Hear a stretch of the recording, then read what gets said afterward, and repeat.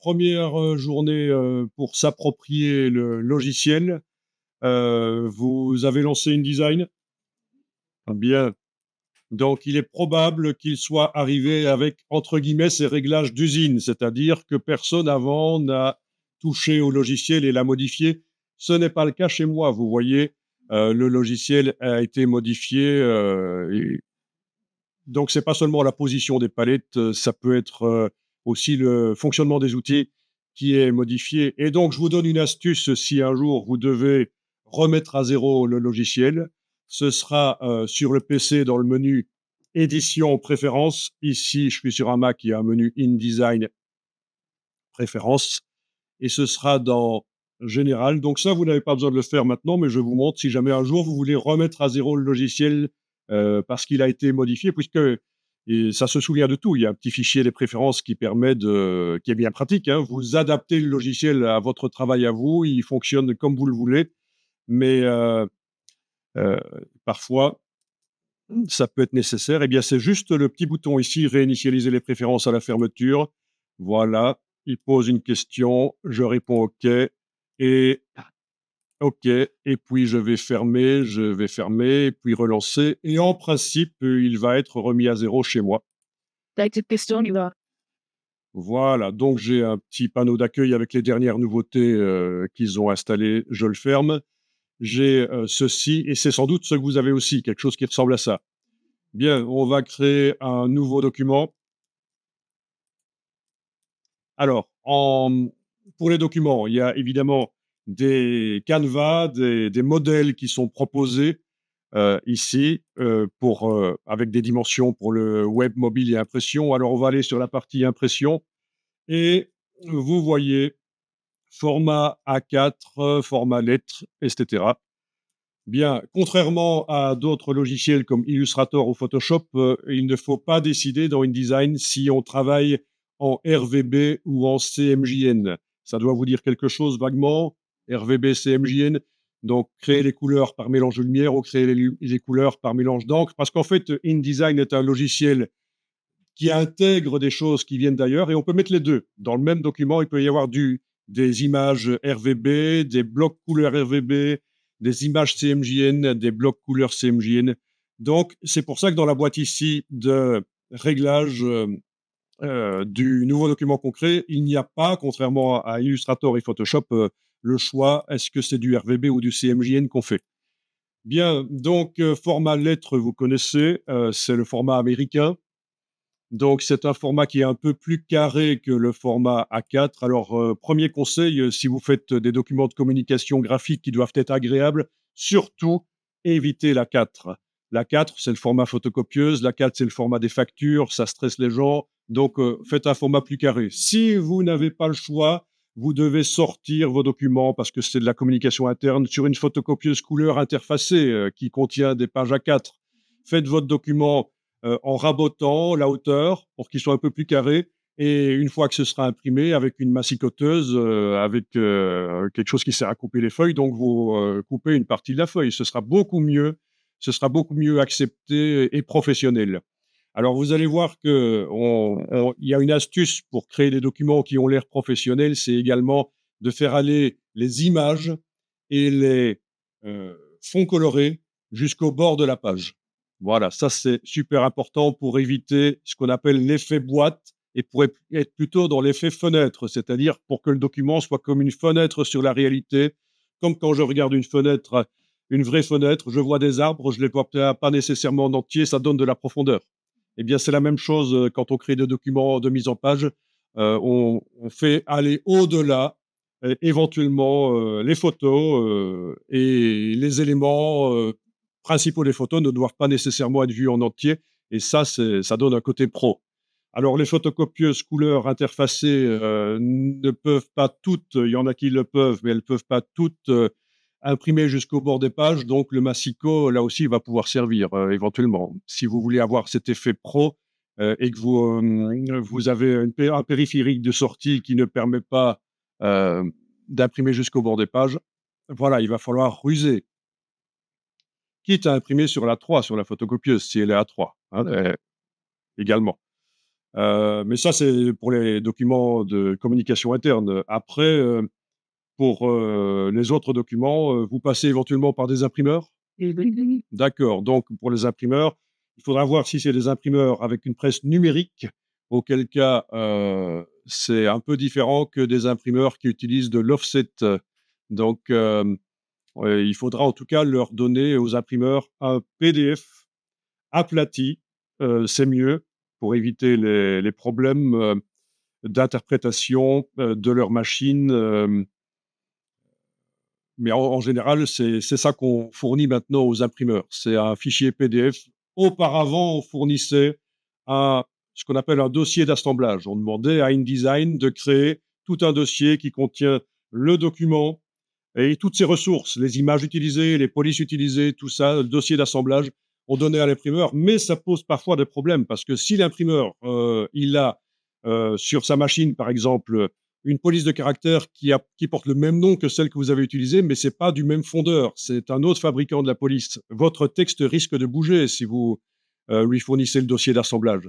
Donc c'est le genre de problème. C'est pour ça que le PDF est plus fiable de nos jours. Alors les dossiers d'assemblage, on les utilise pour archiver, pour être certain de mettre, aux archives un document qu'on a fini et que toutes les ressources soient bien dans le document. On on archive, le dossier d'assemblage, en fait. On demande à InDesign de tout, assembler dans un dossier, avec les images, les polices de caractères, les graphiques, tout et et c'est ça qu'on archive. Également, si on veut transférer d'un ordinateur à l'autre, tout un document InDesign, c'est intéressant de faire le dossier d'assemblage. Donc c'est fichier assemblage, c'est menu fichier assemblage pour faire le dossier d'assemblage. Voilà, donc ce que je vous propose ici, c'est de commencer avec un format lettre. Vous allez, choisir éventuellement l'orientation, verticale. Donc on va parler dans un premier temps d'un peu de typographie, les belles typographies sur les titres, comment faire. On parlera, de typographie, donc oui, on va commencer par ça. Et les images, oui, évidemment, les images. Comment mettre les images dans InDesign, comment les manipuler, comment les préparer. Vous allez découvrir que peut-être, je ne sais pas, on vous a dit que les images qui vont dans InDesign, il faut d'abord les faire passer dans Photoshop et les mettre à une résolution de 300 pixels par pouce. Ça ne vous dit rien? C'est quelque chose qui est encore enseigné de nos jours dans les écoles, alors que c'est faux depuis 25 ans, c'est inutile et c'est contre-productif.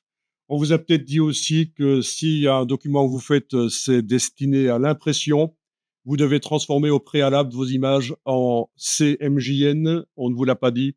Ça aussi, c'est quelque chose qui est encore enseigné de nos jours dans les écoles et malheureusement, c'est faux, ça fait 25 ans que Adobe dit qu'il faut plus faire comme ça. Heu, à moins qu'on ait une très bonne raison de le faire. Il y a toujours la possibilité que certaines personnes qui doivent faire certaines opérations spéciales sur les images doivent, à la place d'utiliser des images constituées de 3 lumières rouge, vert, bleu et bien, placer plutôt dans InDesign des images constituées de 4 encres cyan, magenta, jaune, noir. Donc c'est un peu contre-intuitif, on pourrait se dire: «Voilà, je fais un document qui va être imprimé». Donc forcément, je dois préparer les images pour qu'elles soient, avec des encres dedans. Cyan, magenta, jaune, noir. Enfin, c'est pas vraiment des encres évidemment, c'est juste du code avec les quantités d'encre indiquées évidemment, des pourcentages, hein. Mais non, c'est faux. Donc c'est très bien parce qu'en fait, on ne vous a pas raconté de bêtises avant que vous veniez ici, contrairement à ce que j'ai souvent en formation, des gens qui sortent d'école et à qui on a raconté, des bêtises, à qui on a fait faire pendant, des heures des choses, inutiles et contre-productives et qui peuvent diminuer la qualité des documents. Donc c'est parfait. Il y a vraiment 2 écoles, 2 manières de faire. Il y a la manière française où ils vont, vraiment, faire comme Adobe dit depuis 25 ans, faire des mises en page avec des images, RVB. Et puis il y a l'école belge où bizarrement, on est plutôt à l'ancienne, comme dans les années 90, où, il fallait, faire comme ça, on n'avait pas le choix parce qu'il y avait des raisons techniques de mettre des images CMJN dans Photoshop, dans InDesign. OK, on va cliquer sur créer.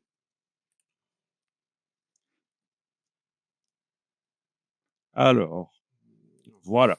Bon, vous verrez à un certain moment que pour faire des mises en page, qui sont cohérentes, surtout quand on fait du multipage, des brochures 16 pages, 32 pages, on a intérêt à utiliser le système de la grille modulaire. Donc ça, c'est quelque chose qui sera vu à un certain moment. Mais dans un premier temps, nous allons placer des images et des textes sans avoir de guide, en fait, sans avoir de lignes verticales et horizontales qui nous disent où les mettre, hein. Mais vous verrez à un certain moment que l'usage de la grille modulaire est hyper intéressant et j'ouvrirai également des documents déjà faits avec de la grille modulaire. Au niveau des documents déjà faits, il y aura des documents exemples qu'on ouvrira avec des images qui sont dedans, visibles. Et je vous parlerai aussi du stock Adobe, c'est-à-dire que vous avez, avec votre licence, la possibilité de télécharger des modèles existants sur le site Adobe. Il y en a des milliers, différents formats, des plaquettes, des flyers, des brochures.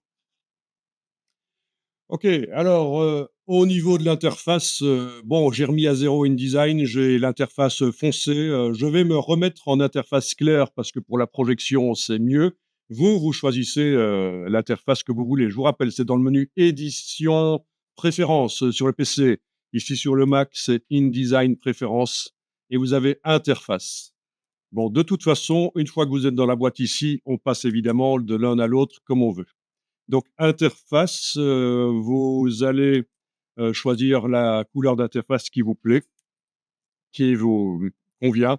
Moi, je conseille le clair, mais c'est une question d'habitude. Anciennement, tous les logiciels Adobe étaient clairs et c'est connu que du texte noir sur un fond clair, c'est plus lisible que l'inverse du texte, clair sur un fond, noir ou foncé. Voilà. OK. Bon, alors, il y a la mise à échelle de l'interface utilisateur. Ça, c'est quand on travaille sur un écran qui contient énormément de pixels, donc un écran 4K par exemple. Et il y a parfois nécessité d'aller ici demander que les choses, les palettes des outils, etc., soient plus grandes. Donc, c'est là que ça se passera. Donc, je vous laisse juger en fonction de l'écran, comme il est réglé chez vous actuellement. Euh, Ce que vous allez, faire. Si vous jugez que c'est trop petit, que vous n'arrivez pas à bien voir, les choses, c'est là que ça se passera donc et ça nécessitera peut-être de redémarrer, InDesign pour que ce soit pris en compte. Il y a énormément de préférences dans InDesign, donc logiciel spécialisé dans vraiment la manipulation de tout ce qui est texte, reconnu comme étant un des meilleurs logiciels point de vue informatique, une des meilleures créations informatiques, qui est il est fort peu buggé, en fait. Voilà. En général, quand il y a un bug, vous savez ce qu'on dit, hein, c'est ça se situe entre le dossier de la chaise et l'écran, la plupart du temps, le bug. C'est-à-dire que souvent les gens crient au bug, au scandale, mais c'est une mauvaise utilisation. Voilà, donc logiciel qui est apparu, en 2000, enfin, en 99, juste un an avant, et qui a été très bien conçu parce qu'il voulait dégommer le logiciel que tout le monde utilisait pour faire les mises en page à l'époque, qui était Quark Express. Mais ça ne vous dit rien peut-être? Voilà, donc maintenant Quark Express, ça représente, 0,5 des utilisateurs qui font la mise en page et encore, je ne sais même pas si on atteint ce chiffre. Donc ils ont vraiment tout perdu. Ils étaient très mauvais, point de vue, relation clientèle, pour aider les gens, en fait, c'était une petite équipe et ils se sont fait un pognon bête, parce ils ont réussi à être les premiers sur le marché dans les années 80, et 90, donc au niveau de la mise en page et donc Adobe, a bien préparé son produit et a été plus loin au niveau qualité typographique. Adobe a ramené des choses qui n'existaient pas dans Quark Express, mais qui existaient sur les machines qui servaient à faire les mises en page avant la PAO, des machines qui coûtaient, le prix d'une voiture, donc ce qu'on appelait des photocomposeuses. Elles avaient des qualités typographiques, notamment, vous allez voir, au niveau de la ponctuation, il y a des choses, qu'on sait faire dans InDesign et donc ça, c'est la petite histoire. Pourquoi est-ce que je vous raconte ça? Pour vous resituer un peu le fait que le logiciel est vraiment, agréable à utiliser. Heu il est complexe quand même. Si on veut aller loin dedans, il est complexe. Et il est complexe si on veut devenir spécialiste là-dedans. Dans la trilogie des logiciels Photoshop, Illustrator, InDesign, moi j'utilise les 3 depuis plus de 30 ans. Enfin pas InDesign puisqu'il a moins de 30 ans, mais vous me comprenez. Avant c'était Express, et je peux vous dire que, de mon point de vue,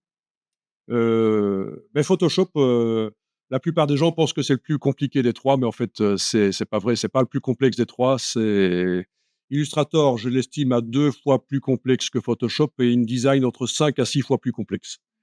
Mais c'est parce qu'InDesign peut faire beaucoup de choses. Il y a beaucoup de sorties, il peut faire des livres électroniques, il peut faire des magazines interactifs, ce n'est pas que l'impression InDesign.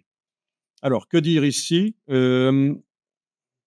Voilà, quelque chose qui pourrait être intéressant parce qu'on va souvent ouvrir et fermer des documents. Il y a un panneau d'accueil qui apparaît, quand on n'a aucun document qui est ouvert, et je trouve ça plutôt ennuyeux. Donc personnellement, moi, je vais aller dans la partie générale et je vais décocher, afficher l'écran d'accueil lorsqu'aucun document n'est ouvert.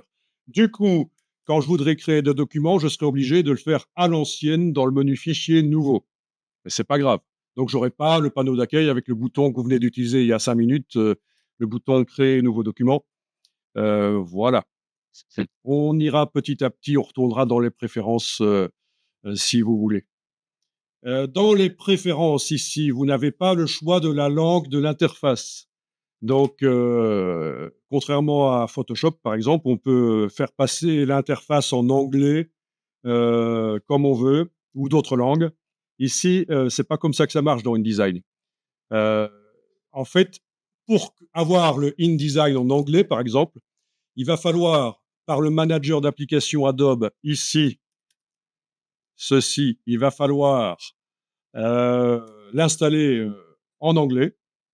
Donc il peut être installé en plusieurs langues, en fait, hein. On peut choisir le nombre de langues qu'on installe, et il faudra que l'ordinateur, le système d'exploitation, le gestionnaire de fichiers, donc l'explorateur de fichiers de Windows, le Finder du Mac, soit en anglais. C'est ça qui va influencer la langue dans laquelle le InDesign va apparaître. D'accord? Donc si je vous dis ça, c'est parce que parfois on est en équipe pluridisciplinaire, nationalité, je veux dire, dans la capitale, heu, belge, typiquement, et on a les logiciels en anglais. Et si je vous dis ça aussi, c'est pour vous informer qu'utiliser les logiciels en langue anglaise peut avoir un intérêt. Quand on va chercher un script qui automatise des tâches, parfois le script ne fonctionne que dans la version anglaise. D'origine dans InDesign, en anglais et en allemand, bizarrement, il y a une fonctionnalité qui automatise la création des styles, de paragraphes et de caractères. Ça s'appelle l'autostyle. On lui colle un texte brut, et il détecte automatiquement ce qui devrait être des titres ou des paragraphes, et il crée les styles. Il vous propose déjà différents jeux de style en fonction de ce que vous voulez, plus ou moins sérieux comme, ou plus ou moins ludique comme mise en page. Mais donc vous n'aurez pas ça dans la version française. Le auto-style actuellement, en septembre 2025, n'existe pas dans la version française de InDesign. Donc il faut tout faire manuellement. Heu, Comme ça, vous êtes au courant. Être au courant, c'est déjà important. Alors, on va cliquer sur OK. Bien, vous avez la palette des outils, vous la voyez? Bon, bien sûr, si vous la fermez avec la petite croix, pour la récupérer, ce sera, fenêtre, et dans ce cas-ci, outils. Je dis dans ce cas-ci parce que dans chaque logiciel Adobe, c'est présenté différemment. C'est parce que historiquement, ce sont des équipes d'informaticiens différentes qui ont développé. Alors, pourquoi faire simple quand on peut faire compliqué? Mais donc là, c'est fenêtre, outils, et dans le menu fenêtre, c'est classé par ordre alphabétique, c'est facile. Donc voilà, la palette des outils, je vais l'utiliser en 2 colonnes comme ceci. Ce sera beaucoup plus facile, notamment pour la gestion ici des couleurs. Donc vous allez, si vous avez la palette des outils en une colonne comme ça, vous allez cliquer sur, l'icône ici, une fois, 2 fois, et vous l'avez en 2 colonnes. Vous avez vu au passage qu'elle peut se mettre en horizontal, c'est juste parce qu'à l'origine, il fallait faciliter la transition des utilisateurs de Quark Express vers InDesign et Quark Express avait une palette horizontale. C'est simplement ça. Sinon, je connais personne qui utilise InDesign avec une palette horizontale. Hem, OK, donc en 99, quand InDesign est arrivé, tout le monde était unanime dans les milieux de l'édition, de la PAO, du pré-presse, tout le monde était unanime, ça ne remplacera jamais Express. Donc moi, j'ai connu ça plusieurs fois dans ma vie, des gens, il y a une nouveauté qui arrive, ça ne remplacera jamais et finalement, ça dégomme complètement, ce qui existait avant. Ouais. Pendant les années 80, j'étais animateur radio, je suis venu avec mon lecteur de CD en 84 dans une radio. «Ouais, c'est pas mal ton truc, mais ça ne remplacera jamais le vinyle». OK, bon, 3 ans après, c'était fait. Heu, bon, le vinyle existe toujours, mais c'est marginal. Même si ça revient à la mode maintenant, mais vous voyez ce que je veux dire, hein? Donc moi, je me méfie des «ça ne remplacera jamais», heu, je suis très méfiant par rapport à ça. OK, alors, vous avez des palettes sur la droite, elles sont bien rangées chez vous, sans doute? Bien. Donc, il y a des formateurs qui vont vous expliquer ou des formatrices qui vont vous expliquer qu'il faut arranger les palettes d'une certaine manière sur le côté. Heu, il faut se faire son petit nid, moi, je suis pas comme ça. J'ai une autre méthode, plus radicale. Je fais quand ça devient un peu brouillon, les palettes sur l'écran, je fais disparaître les palettes de l'écran et je vais les rechercher dans le menu fenêtre et ça fonctionne très bien cette méthode de travail. Évidemment, Heu, il y a aussi une autre méthode de travail qui consiste à avoir plusieurs écrans connectés à l'ordinateur et sur un des écrans, on met toutes les palettes. Mais là, on n'a qu'un seul écran, et c'est souvent le cas avec les ordinateurs portables. Donc voilà, essayez d'enfoncer la touche tabulation et voyez ce qui se passe. Donc touche tabulation, tout disparaît. On est d'accord? Tout le monde voit la touche tabulation évidemment? Hem, donc touche tabulation, tout disparaît. Réenfoncer la touche tabulation, ça va revenir. Ça, c'est mon petit clavier virtuel, là, juste pour montrer. Mais voilà, touche tabulation, tout revient. Et alors, ça, c'est pas intéressant ce qu'on vient de faire. Par contre, ce qui est intéressant, c'est d'enfoncer la touche majuscule, pas caps lock, hein, c'est shift, hein, majuscule, vous la gardez enfoncée et vous enfoncez brièvement la touche tabulation. Et alors là, c'est beaucoup plus intéressant et ça fonctionne comme ça dans les autres logiciels Adobe. Ça fait disparaître seulement les palettes secondaires. Donc la palette des outils reste et ce qu'on appelle aussi la barre contrôle qui est là au-dessus et qui est super intéressante. Est-ce que vous la voyez, la barre contrôle? Si vous la voyez pas, il faut aller dans le menu fenêtre et la demander, contrôle. Donc cette palette du dessus est très intéressante. C'est une palette qui va, en fonction de ce qu'on est en train de faire, elle va montrer des choses qu'elle va chercher dans les vraies palettes, en fait, hein. C'est ce qu'une palette contextuelle, en fait. Voilà. Donc, ceci étant dit, voilà. Alors le zoom avant-arrière, c'est comme dans les autres logiciels Adobe. Vous avez la touche Alt sur votre clavier PC. Sur le clavier Mac, il y a aussi une touche Alt, parfois elle s'appelle Option. Donc j'enfonce pour l'instant la touche Option et la roulette de la souris permet de zoomer en avant et en arrière. Vous voyez? OK. Donc pourquoi ma page est un peu sur la droite? C'est parce que j'ai pas fait attention, j'ai créé un document qui est double page et ça, c'est la première page de couverture, hein. On va supposer qu'on écrit, du texte, de gauche à droite, heu, mais InDesign gère très bien les textes, l'arabe et les autres textes qui s'écrivent de droite à gauche, hein, ce qu'on appelle le RTL, le right to left, donc logiquement, avec du texte qui s'écrit de gauche à droite, ceci est la première page de couverture, en supposant que c'est un document à plusieurs pages et que je vais ajouter des pages après. Bon, beh, écoutez, j'aurais dû peut-être, pour simplifier les choses, quand on a créé le document, décocher une case qui s'appelle «Page en vis-à-vis», mais il est encore le temps de le faire ici. On peut aller dans le menu «Fichier», allez-y, «Fichier», «Format de document» et on peut décocher «Page en vis-à-vis». Voilà, OK et voilà, vous avez la page, qui est au centre. OK.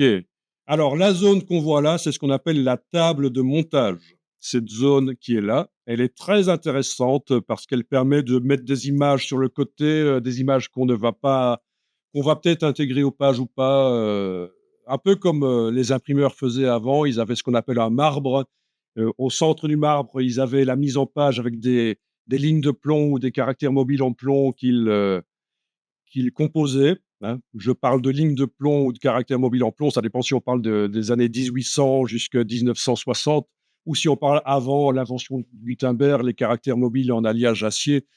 Mais en tout cas, voilà, ça se passait comme ça. Et alors sur le côté, en fait, il faisait d'abord le montage sur le côté de la page et puis il plaçait le bloc de caractères en métal assemblé, il le plaçait au centre de la page. Mais on retrouve ça dans InDesign. On retrouve beaucoup de choses de traditionnelles, l'histoire de l'imprimerie, la typographie. On retrouve plein d'outils euh, qui font référence à ça. Cette table de montage peut évidemment être agrandie s'il fallait. Voilà, s'il fallait. D'ailleurs, quand on fait des documents interactifs, si on veut faire à travers un bloc euh, un long texte ou des images qui scrollent, on a besoin de beaucoup plus d'espace pour préparer ça et on augmente la table de montage. Vous voyez ce que je veux dire, hein. Finalement, dans l'interface finale que l'utilisateur va utiliser, c'est un bloc avec un petit ascenseur sur le côté. Mais pour préparer ça, dans un document interactif InDesign, on a besoin de beaucoup plus d'espace. La table de montage proposée là est trop petite. Ça se règle dans les préférences. On ira là-bas plus tard, vous allez voir. Euh, Vous avez ici, à gauche et à droite, la largeur de la page, c'est l'équivalent de la largeur de la page et au-dessus, c'est un pouce anglais, 2,54 centimètres. Voilà. Bien, alors on va enregistrer peut-être le document, on va l'enregistrer. Bien qu'il y ait un système de sauvegarde, si ça plante, on récupère, hein. Allez-y, fichier, enregistrer sous. Ouais. Alors, est-ce qu'il vous propose ceci? Non? OK, moi, il me le propose. Donc, je vais dire de ne plus afficher cette boîte et je vais enregistrer sur l'ordinateur. Donc, l'autre alternative possible, mais que je ne vous conseille pas ici de toute façon, c'est d'enregistrer dans le cloud les documents. Ce qui fait que si vous passez sur un autre ordinateur, vos documents, vous y avez accès. Il suffit de vous loguer, de vous identifier dans votre logiciel Adobe sur l'autre ordinateur et vos documents, vous les avez dans le cloud. Mais voilà, c'est un peu plus compliqué. Ouais, de toute façon, donc, c'est pour être Vous enregistrez sur un serveur. sur un serveur, donc, moi, j'ai accès parfois au dossier de Namur, par exemple. Et le serveur est accessible en permanence. Il faut parce que il faut, donc ça devrait aller alors. Si vous enregistrez sur un serveur et que c'est rapide, c'est en interne, c'est rapide, c'est ce qu'il faut. OK. Bien, donc ici, je vais, donner un nom. Je vais l'appeler «premier document» et alors quelque chose que je fais, régulièrement, enfin systématiquement, on va dire même, je mets un incrément. Donc l'incrément automatique à ma connaissance dans InDesign n'existe pas. Pourquoi je dis à ma connaissance? Parce que j'essaie d'être humble et je connais très bien InDesign, mais je ne mettrai pas ma main à couper que je connais tout dans InDesign. Personne ne connaît tout dans InDesign, donc d'autant plus qu'on peut le modifier en ajoutant des choses qui viennent d'ailleurs. Donc ne vous étonnez pas si parfois je dis à ma connaissance. C'est juste que je suis extrêmement prudent par rapport aux choses parce qu'en fait, on apprend tous les jours dans ces domaines des logiciels Adobe. Et donc, je mets un incrément et je vais enregistrer régulièrement sous un nom différent. C'est-à-dire en travail normal, pendant une journée de travail normale, je vais peut-être enregistrer toutes les 30 minutes, je vais changer le nom, je vais mettre 02, puis ou toutes les 15 minutes, ou toutes les heures, ça dépend. Pourquoi? C'est une bonne stratégie parce que si vous faites une erreur de manipulation, vous avez effacé un truc que vous ne deviez pas effacer, vous avez fait un choix esthétique, enfin esthétique, c'est faut pas utiliser ce mot-là, heu, c'est un choix graphique, on va dire. Oui, faut pas utiliser ce mot-là parce que quand on fait un document, graphique, ça n'est pas nécessairement pour faire du beau et le fait de parler d'esthétique, fait penser au beau. Oui, non, il faut faire un document adapté à la cible, hein. Si je m'adresse à des gens des années 80, fans, du mouvement punk, il y a par exemple des magazines, qu'on fait, style fanzine et ils sont pas spécialement beaux, mais ils sont dans le style des magazines, heu artisanaux qu'on faisait, à l'époque, dans les années 80, vous voyez? Donc oui, oui, toujours adapté à la cible. Donc j'aurais pas dû utiliser le mot esthétique. Donc si vous faites une erreur de choix graphique, on va dire, il vous restera au moins les documents d'avant. Et alors aussi, un document, InDesign, c'est une structure XML extrêmement complexe et ça peut se corrompre. Donc il y a des gens qui ne connaissent pas ça et qui travaillent pendant plusieurs jours sur le même document, ils ne changent pas le nom et ça devient corrompu. C'est la cata. Et ils n'ont pas fait de backup en plus, tant qu'à faire. Ils n'ont pas fait de backup et donc c'est la cata. Soit il faut tout recommencer, soit il faut aller, envoyer son document chez des Hollandais, dans une boîte qui s'appelle Marxware et qui, pour 500 ou 1 000 € à peu près, vont vous récupérer votre document. Ils utilisent des convertisseurs InDesign vers Express, Express vers InDesign parce que Express existe toujours, hein, Quark Express, et donc ils bidouillent des choses, à l'origine, dans les années, 90, au début, ils étaient, spécialistes de conversion de documents express, vers, InDesign, et puis, maintenant, ils sont spécialisés aussi en récupération de documents InDesign corrompus. Donc faites gaffe à ça, faites des backups évidemment, heu et le fait d'enregistrer sous un nouveau nom régénère la structure XML. Parce qu'en fait, quand on travaille dans InDesign, c'est des petites modifications qui sont ajoutées, des petits appendices qui sont ajoutés à la structure XML pour dire: «Tiens, ça a été modifié» et finalement, ça devient très complexe, en fait. Vous voyez? C'est ça le problème. Donc super, astuce, enregistrer régulièrement sous un nom différent. Il y a aussi une raison créative, c'est parce que quand on fait un document créatif, OK, on obtient un document qui a un certain style à la fin et ça peut être très intéressant d'aller rechercher une ancienne version qui ne ressemble plus vraiment à la version qu'on a obtenue et de réinjecter des choses de l'ancienne version dans la dernière. Comme ça donne de la richesse visuelle.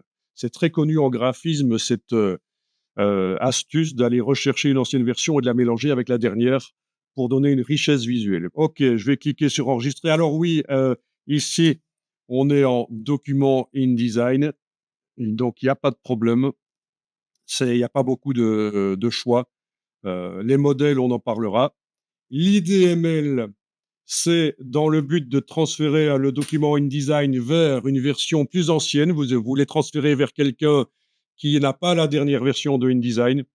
Mais ça existe de moins en moins, depuis que le cloud existe, hein, mais ne faites jamais ça parce que ça marche pas. Il y a toujours des choses qui vont bouger, en fait et il vaut mieux que la personne, ait la même version que vous. Mais ça, c'est à ça que ça sert. C'est compatible jusqu'à la CS4, vous voyez? Donc c'est quand même une version qui date d'il y a eu plus de 10 ans, en fait, hein. Donc document InDesign, voilà. OK. Donc vous avez vu, alt, roulette, le zoom avant, zoom arrière.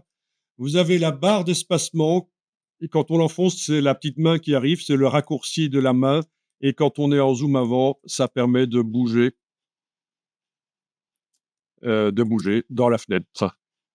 Si à un certain moment, vous voulez d'abord la main, il faut que je dise, ben oui, elle est dans la palette des outils, mais on va jamais l'enclencher, on va jamais l'activer parce que c'est idiot, on l'utilise tellement souvent qu'on utilise le raccourci clavier et la barre d'espacement. Sauf quand on est évidemment en train de travailler dans un texte. À ce moment-là, pour obtenir la main sur l'écran, ce sera la touche Alt.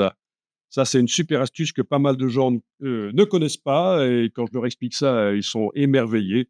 Heu, j'exagère. Mais non, non, ça les libère vraiment parce que évidemment, quand vous êtes en train de travailler dans un texte, si vous utilisez la barre d'espacement, ça ajoute des espaces. Donc c'est pour ça que la touche Alt, quand on travaille sur un texte, sera ce qu'il faudra utiliser.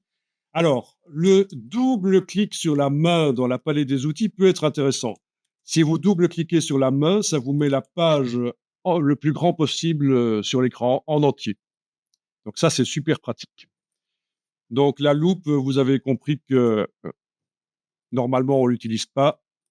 Ah, mais sinon, c'est clic avec la loupe et avec la touche Alt, ça fait loupe négative et on zoome en arrière. Mais si vous avez, une souris avec une, roulette qui fonctionne, vous avez pas besoin de la loupe. OK.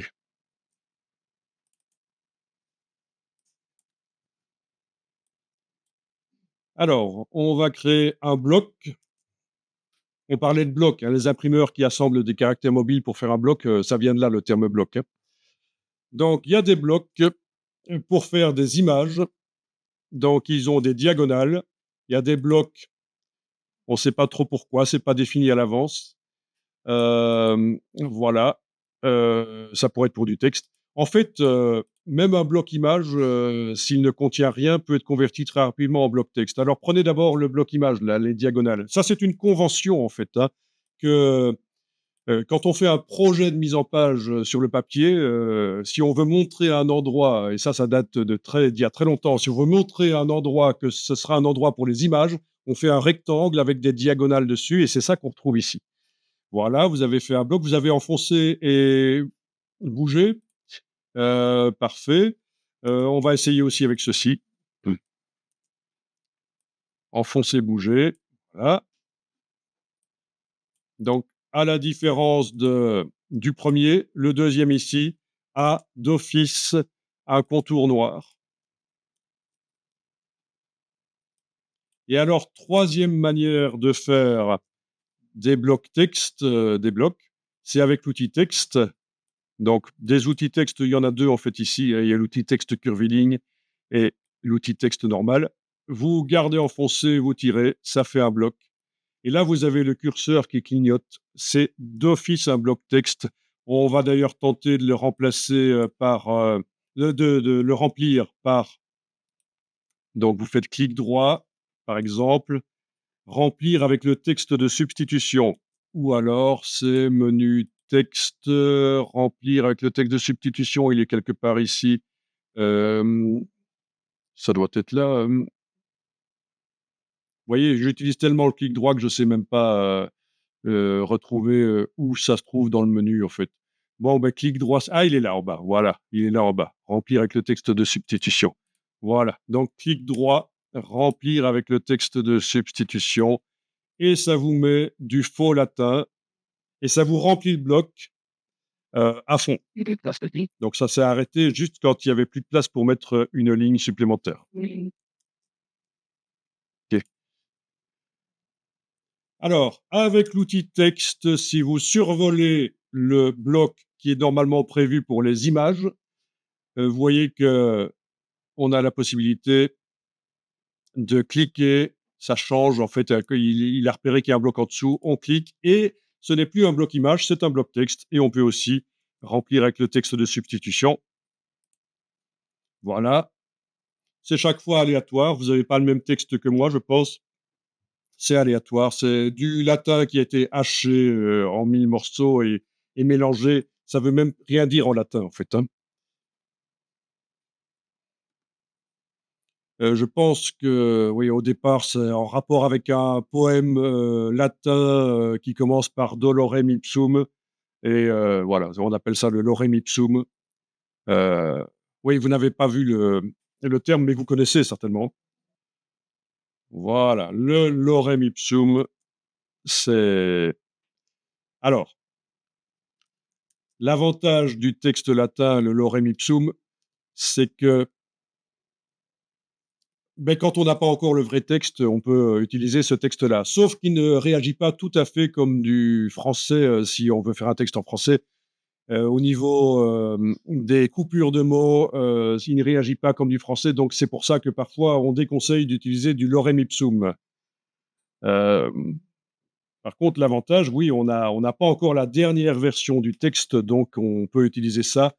Ça évite que lors de la présentation de projet au client, si on n'a pas utilisé la dernière version du texte avec, par exemple, les fautes corrigées ou certains mots modifiés, mais le client, il risque de repérer que ce n'est pas la dernière version et se focaliser là-dessus au lieu de se focaliser sur la mise en page que vous lui montrez, en fait, hein. Ah, ah, Simone, c'est quoi ce truc? C'est pas, on avait corrigé pourtant ce truc et pourquoi la faute, elle est toujours là? Voilà, ce genre de choses, quoi. Simone, c'est la secrétaire. OK. Donc, voilà pourquoi, le lorem ipsum peut être intéressant, même si, il ne réagit pas tout à fait comme un vrai texte. On dit que quand on présente un projet, malgré tout, vous voyez, c'est assez complexe. On dit que le présenter avec un vrai texte, pas du lorem ipsum, mais un vrai texte, fait plus sérieux. Le projet passe mieux. Mais il y a le problème de la version du texte, quoi. et aussi le risque qu'on oublie de mettre le texte corrigé, et que finalement les fautes sortent à l'impression. Donc c'est compliqué, il n'y a pas une solution qui est meilleure que l'autre. Alors, vous avez aussi le bloc, du milieu là, même chose, quand on le survole, ce bloc, on peut mettre du texte, voilà.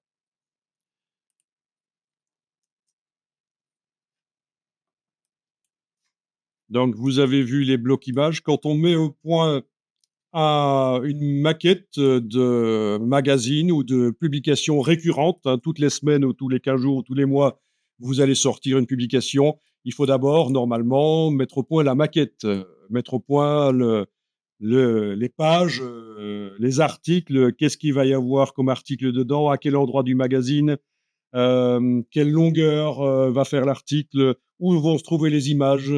Et ce qu'on fait, c'est qu'on utilise dans la maquette des blocs images pour qu'on sache directement que c'est un endroit pour des images, en fait, hein.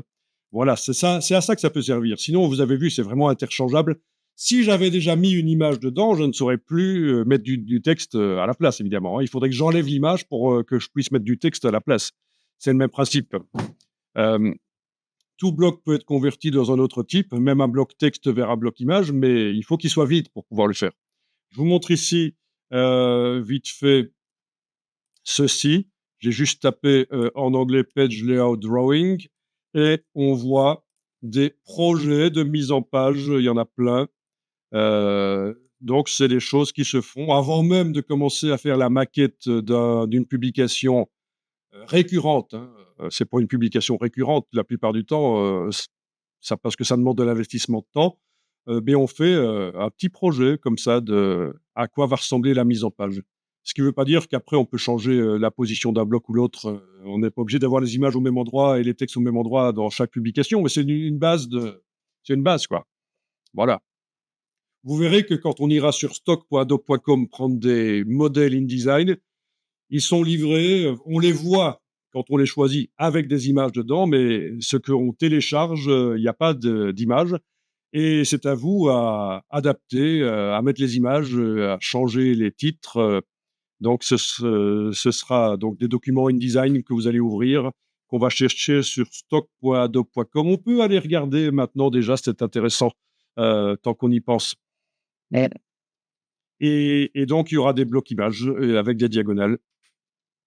Donc vous verrez que des images, il y a 2 manières de les intégrer dans InDesign, liées ou non liées. C'est beaucoup plus intéressant de les charger en tant qu'images liées. Ça vous dit quelque chose, les images liées? Ça veut dire, est-ce que l'image est réellement dans le document InDesign intégrée au document ou est-ce qu'elle est une ressource externe? Et que pour que le document fonctionne, dans ce cas-là, si c'est une ressource externe, l'image, il faut que l'image soit toujours à côté du document, accessible. Sinon, le document ne fonctionne plus.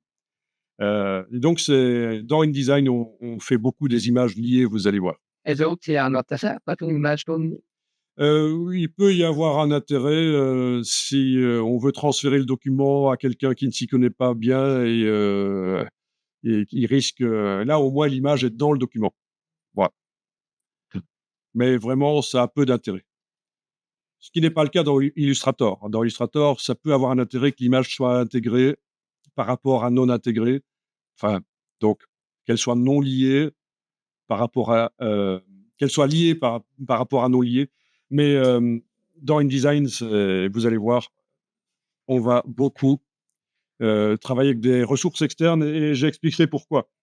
Bien, donc ça c'est intéressant ces petites maquettes. Et alors, ce qu'on fait aussi, c'est on a le local de mise en page, où la mise en page se fait sur les ordinateurs, on utilise les murs pour, mettre la maquette au mur, en grand, comme ça on sait tout de suite où on en est. On met des post-it pour savoir tel article pour telle semaine, il est fait, voilà. Celui-là, il y a un problème, celui-là, on attend les photos. Vous voyez? Donc ça peut être une solution. Mais ça peut se gérer aussi de manière logicielle. Il y a des gestionnaires des éditoriaux pour, les publications complexes. OK, Donc on avait dit que tant qu'on y est, dans le navigateur ici, on va aller voir, les documents que Adobe met à votre disposition, donc vous avez droit à un certain nombre de modèles, chaque mois avec votre licence. Combien? Bah, ça dépend du type de licence parce qu'il y a des licences, plus chères avec plus de modèles téléchargeables. Et à un certain moment, vous pouvez aussi les acheter, si vous avez dépassé votre quota de crédit de modèles. Donc vous allez dans la barre de titre, taper stock.adobe.com, stock.adobe.com. Donc vous devriez tomber sur cette page-là. Donc vous allez indiquer, qu'est-ce qui vous intéresse, comme, sujet. Bon, je vais indiquer jardinage ici, mais c'est vous qui voyez. En fonction du sujet que vous devez traiter. Parce que forcément, ça va vous proposer des modèles qui ont des couleurs de blocs adaptées au sujet, qui ont des polices de caractère adaptées déjà, éventuellement des décorations, des fioritures adaptées. Les images, vous les aurez pas, hein. Je vous répète, vous voyez les modèles là avec les images, mais ils se téléchargent sans les images. Voilà. Est-ce que ça marche pour vous? Vous êtes arrivé avec des modèles visibles comme ça? Bien, So, là-dessus, hein, ici, vous avez les filtres. c'était ouais, déjà, mais Bon, du coup, dans notre cas, on va choisir InDesign et vous avez les sous-catégories où vous affichez tout. C'est vous qui voyez. Vous voyez qu'il y a un peu de tout, hein.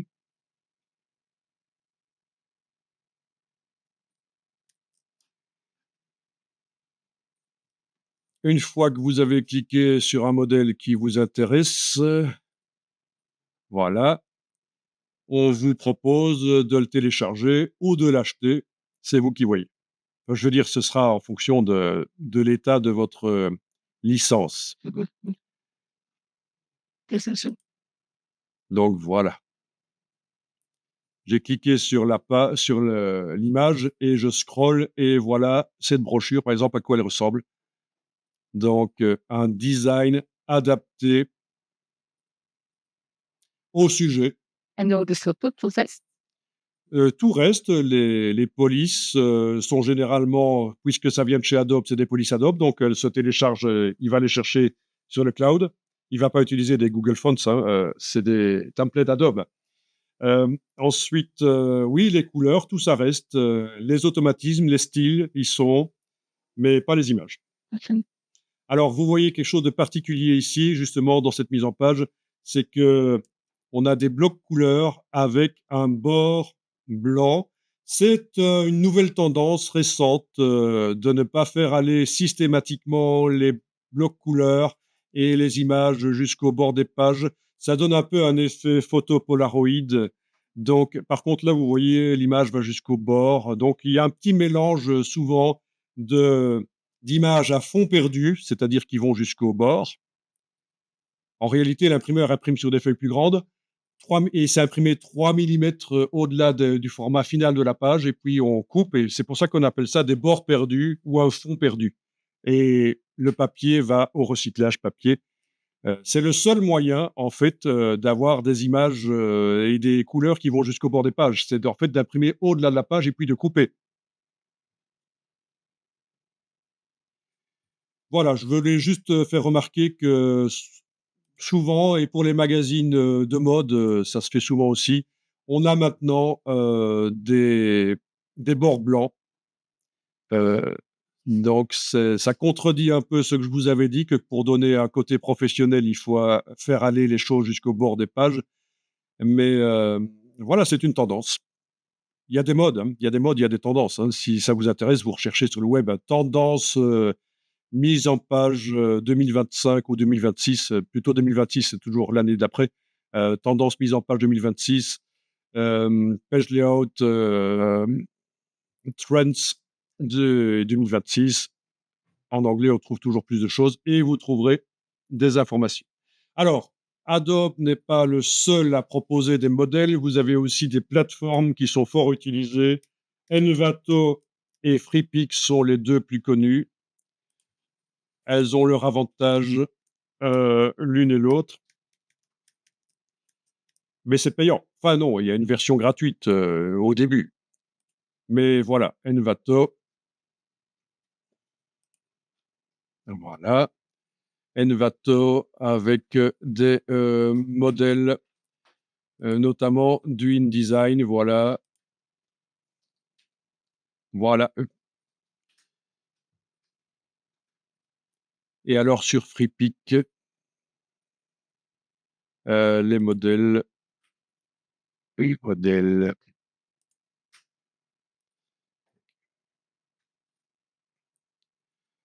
voilà, voilà. Il y aura du InDesign et du Illustrator et cetera.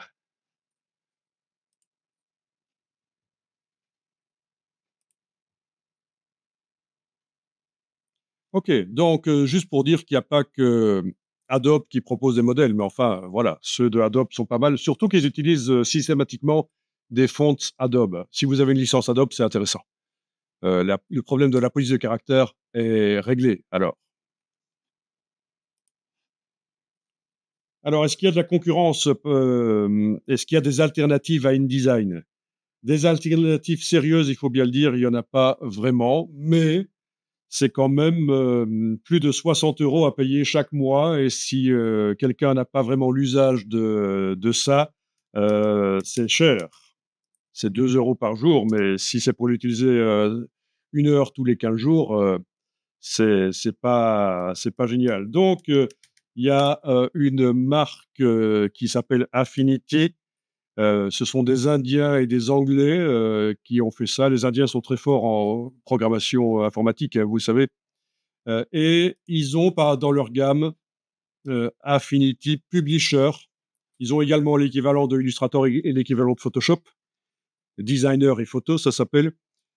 Et l'avantage, c'est que là, vous allez pour, une soixantaine d'euros, à peu près, payer, le logiciel, mais vous le payez une fois et après il y a plus rien à payer pendant des années. Sauf si vous voulez faire des mises à jour de temps en temps, une fois par an, petite mise à jour. Mais, c'est un modèle économique différent. C'est le modèle, ce qu'on appelle la licence perpétuelle. Donc alors que Adobe, c'est l'abonnement, quoi, c'est le service, le logiciel en tant que service.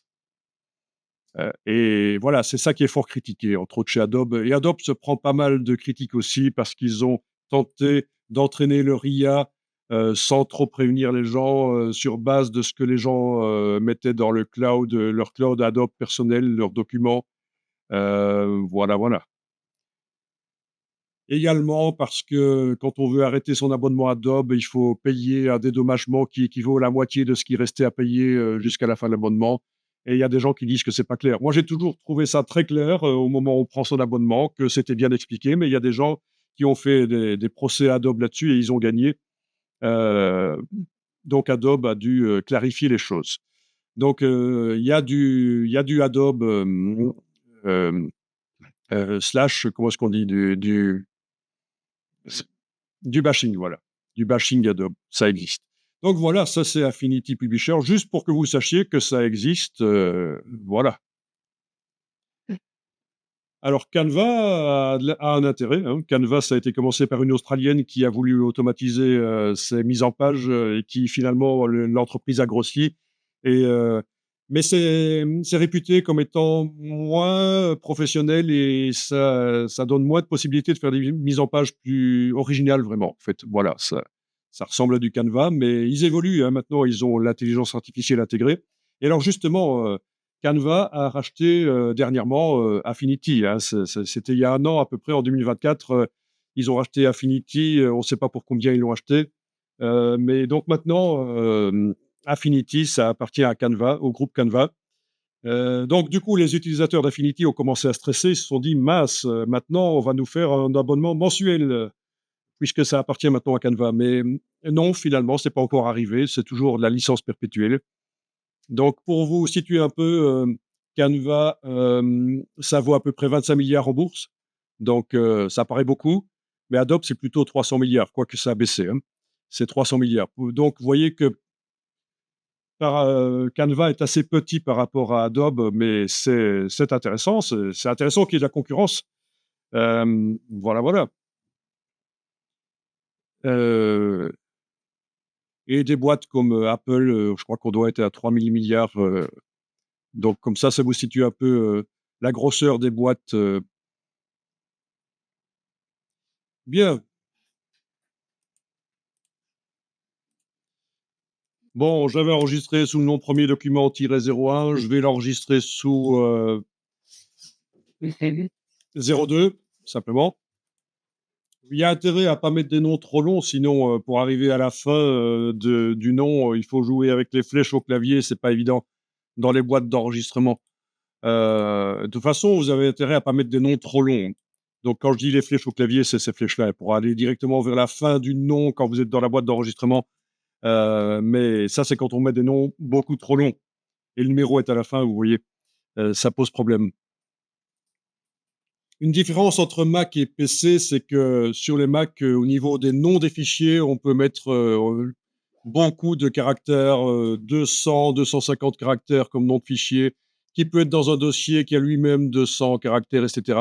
Donc tout le chemin vers le fichier final, tous les dossiers, sous-dossiers, etc., ça peut aller jusqu'à 32 000 caractères. Et sur Windows, c'est limité à 256, je pense, sauf depuis Windows 10, on peut cocher quelque chose dans Windows pour qu'il fonctionne comme les Mac, avec des noms longs. Et c'est aussi une raison pour laquelle, en fait, les gens parfois préfèrent les Mac, c'est parce qu'au niveau des noms, des dossiers et des fichiers, on n'est pas très limité, on peut vraiment être assez littéraire. Pourquoi je vous dis ça? Ben, déjà, c'est premièrement pour vous dire que sur Windows, si on veut, on peut avoir des noms plus longs, faire des noms plus longs pour les fichiers et les dossiers, mais il y a une option à enclencher dans Windows et ça existe depuis Windows 10. Deuxièmement, si vous recevez des fichiers qui viennent d'un Mac, vous allez parfois essayer de les décompresser sur le PC, ça va vous dire chemin trop long, impossible à décompresser. Ça vous dit quelque chose, ça? Donc voilà, soit de vous demander à la personne de vous mettre. Déjà, première chose à faire, c'est de mettre le zip sur le bureau de Windows, parce que comme ça, on n'est pas déjà dans des dossiers sous dossiers, donc déjà, ça, on est à la racine, entre guillemets, et essayer de décompresser à cet endroit-là. Et sinon, demander à la personne de faire des noms moins longs ou autoriser les noms longs sur votre Windows. Voilà, donc ça, c'est. Quand on parle de différence Mac et PC, c'est une différence. Il y a très peu de gens qui enclenchent cette option qui permet les noms longs, en fait, hein. C'est pas connu. Moi qui ai connu dans les années 80 les fichiers qui ne devaient pas dépasser 8 caractères, on devait se débrouiller, hein. C'est encore pire, ça, hein, quand vous devez créer des fichiers et que vous ne pouvez pas taper plus de 8 caractères comme nom de fichier. Bon, vous avez enregistré ça. Alors, on va créer un nouveau document, fichier nouveau document, et continuons vers l'impression au format lettre, pourquoi pas. Alors, vous m'avez dit tout à l'heure que vous devez adapter des formats parfois. Donc, il faut savoir, petite parenthèse ici, que dans InDesign, il y a une fonctionnalité qui s'appelle ajuster la mise en page. Si vous avez une mise en page verticale et que vous voulez qu'elle bascule en horizontale, InDesign peut non seulement vous changer le format, mais aussi repositionner les éléments, voire même s'il faut. Et ça, c'est quand on passe d'un format grand au petit, vers petit ou l'inverse, petit vers grand, adapter la taille des caractères. Donc, ça n'est pas tout manuel, là. Quand vous devez, par exemple, vous avez fait le design d'un poster et vous voulez faire un flyer, il est possible de demander à InDesign de faire le petit format et de repositionner. Après, il y aura un petit peu de boulot quand même pour retravailler, mais ça vous dégrossit le travail. C'est la fonction ajustement de la mise en page.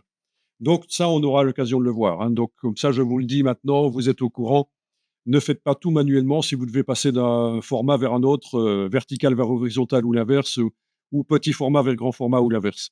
OK, donc format ici, lettre. Tant qu'on y est, on va décocher page en vis-à-vis, parce que comme ça, on n'aura qu'une seule page. C'est pour faire des documents recto, en fait, hein. Je peux ajouter d'autres pages, mais ce sera des documents recto. Il n'y aura pas de page de gauche, pas de page de droite. Donc, c'est double page, en fait, ce que ça veut dire, ça. Voilà. Ici, les marges sont des lignes roses, en fait. Où sont-elles maintenant? Les marges sont des lignes. Ouais, elles sont là, oui. Des lignes roses qui apparaissent sur la mise en page, vous les avez vues.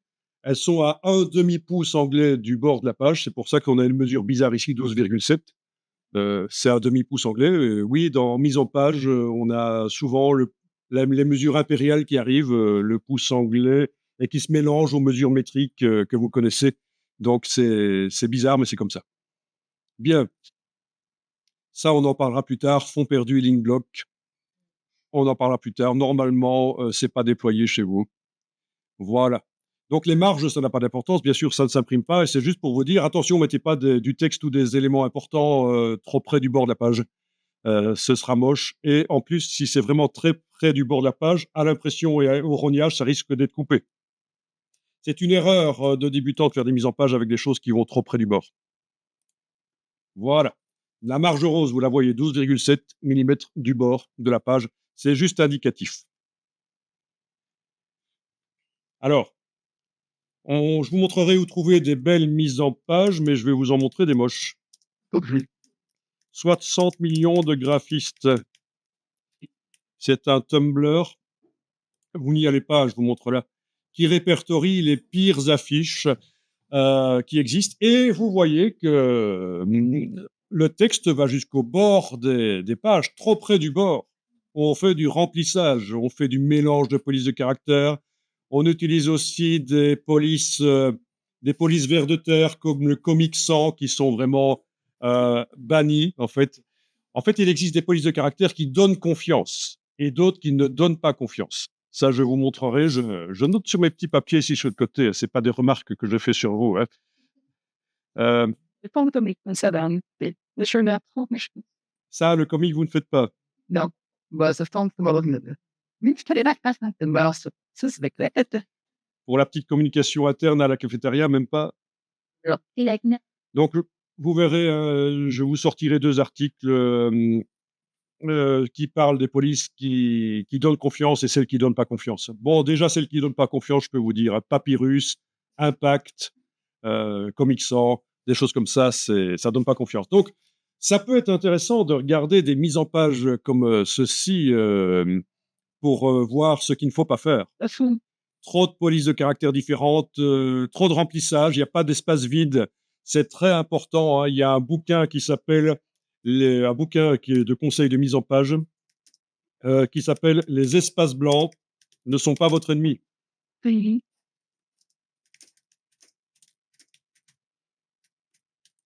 Je vous dis pas de l'acheter, je vous montre juste que c'est tellement vrai que c'est connu qu'il faut créer des espaces blancs, des espaces vides. Ça ne veut pas nécessairement dire blanc. Ça peut être une photo avec pas grand-chose à voir dedans, c'est du ciel. Ça peut être des fonds colorés. Mais alors je ne le retrouve pas ici. Si, il est là, voilà. Les espaces blancs ne sont pas votre ennemi. C'est un guide vers la communication. Et c'est aussi pour les sites web ou pour d'autres choses. Hein. Donc, le remplissage, hein, c'est l'erreur du débutant, c'est de faire du remplissage. Alors que si vous voulez donner un côté plus haut de gamme, il faut créer des espaces vides dans la mise en page. Ok, donc 60 millions de graphistes, voilà. Alors pour les bons exemples, on ira voir sur des Pinterest. Il y a des gens qui répertorient des belles mises en page, des bons exemples de mise en page sur base de grilles modulaires. C'est-à-dire que les éléments sont placés sur la grille. Et l'idée de la grille, c'est un peu la quadrature du cercle, c'est que d'une page à l'autre, les éléments étant placés sur la grille, on a une cohérence dans la structure. Par contre, il faut quand même arriver à donner de la diversité d'une page à l'autre. Il ne faut pas que ce soit à chaque fois la même chose, sinon c'est un catalogue d'exposition. Hein, c'est un catalogue. Donc, si c'est une brochure, il faut être à la fois sur la structure, l'utiliser, mais à la fois faire des mises en page variées d'une page à l'autre. Donc, c'est un peu contradictoire, mais c'est l'idée. Alors, il y a juste un petit problème, c'est que, bon, voilà, c'est des affiches pour la foire au boudin ou des choses comme ça. Et si vous faites une belle affiche comment on ferait pour un festival de jazz ou je ne sais pas, ben, ça va pas passer parce que les gens ont pas l'habitude, donc ah oui, c'est pas si simple que ça. Parfois, on est obligé de faire du moche comme ça. Voilà, OK.